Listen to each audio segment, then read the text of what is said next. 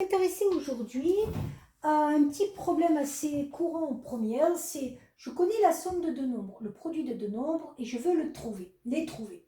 Donc d'abord, on peut faire une méthode qui ne fait pas utiliser d'autre chose que le programme de seconde. Je vois que là, ma difficulté, c'est que j'ai deux inconnus. Donc je vais quand même essayer de faire ça en isolant d'abord une inconnue. On peut isoler le B ou le A. Par exemple, je vais isoler le B en faisant passer le A du côté du 3. Donc B égale 3 moins 1. Quand j'ai fait ça, je vais substituer cette valeur dans la deuxième ligne. Ça aura l'avantage de enlever une inconnue pour qu'il n'en reste plus qu'une. Vous voyez, dans la deuxième ligne ici, je n'ai plus que le A. Donc écrit comme ça, je ne peux pas faire grand-chose. Donc je vais me débrouiller pour tout développer pour avoir une équation du second degré qui est égale à 0. Donc ça va me donner B égale 3 moins A. 3A moins 1 carré égale 2. J'ai toujours pas d'équation du second degré qui est égale à 0. Donc B égale 3 moins A. Puis, en faisant passer tous les termes du côté 3, 0 égale A carré moins 3A plus 2. Et là, vous voyez qu'avec cette expression, je peux faire un delta. Donc, le delta qui correspond à cette expression, B carré moins 4AC, donc moins 3 entre parenthèses au carré, ça fait 9. Moins 4AC moins 8, ça fait 1. J'ai donc deux solutions. La première A1 qui est égale à moins B3, moins racine carrée de 1 sur 2. La deuxième qui est égale à 3 plus racine carrée de 1 sur 2. 3 moins 1, 2, 2 sur 2, 1. 3 plus 1, 4, 4 sur 2, 1. Et quand j'ai trouvé le A correspondant, je peux remplacer là-dedans pour trouver le B. Donc si je remplace là-dedans, ça va me donner 3 moins 1, c'est-à-dire 2. Et si je remplace là-dedans, ça va me donner 3 moins 2, c'est-à-dire 1. En gros, vous retrouvez des couples solutions qui ont tendance à se permuter, à switcher. Soit le couple c'est 1, 2, soit le couple c'est 2, 1. Mais de toute façon, ça sera la même chose au niveau des valeurs que vous cherchez. Donc les deux nombres que vous cherchez, c'est tout simplement les nombres 1 et 2. Donc les solutions, ça sera le couple AB qui est égal au couple 1-2.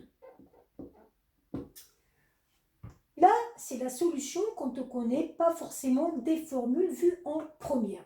Je vais vous montrer qu'on peut faire ça beaucoup plus rapidement. J'ai la somme et le produit. Alors, on va dire que ça s'appelle la somme. La somme fait 3. Et ça s'appelle le produit. Alors, je vais vous montrer que dans une expression du second degré, donc du type ax carré plus bx plus c, on a une expression factorisée qui s'écrit sous cette forme-là.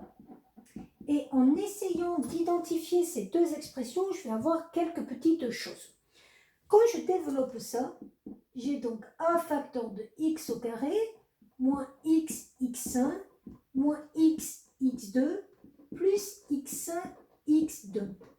Ce qui me donne a facteur de x au carré, moins x fois la somme que je cherchais tout à l'heure, x1 plus x2, plus le produit. Donc déjà, je viens de voir que quand j'ai un polynôme de degré 2, ce polynôme peut s'écrire sous cette forme développée, mais il peut s'écrire aussi comme ça. Ça veut dire que les valeurs que je cherche, alors je ne vais pas les appeler A et B, pour pas que ça soit pareil que pour mes ABC ici. Je vais les appeler par exemple alpha plus bêta et alpha bêta. Je sais que les valeurs alpha et bêta que je cherche vont résoudre cette équation égale 0. C'est-à-dire vont résoudre x au carré moins 3x plus 2 égale 0. Et ça, vous savez faire. Vous faites le delta, b carré moins 4ac, ça fait 1. Vous trouvez la première valeur, 3 moins 1 sur 2. Vous trouvez la deuxième valeur, 3 plus 1 sur 2. Et vous avez donc pour solution de votre problème posé, les nombres 1 et 2 qui vont marcher.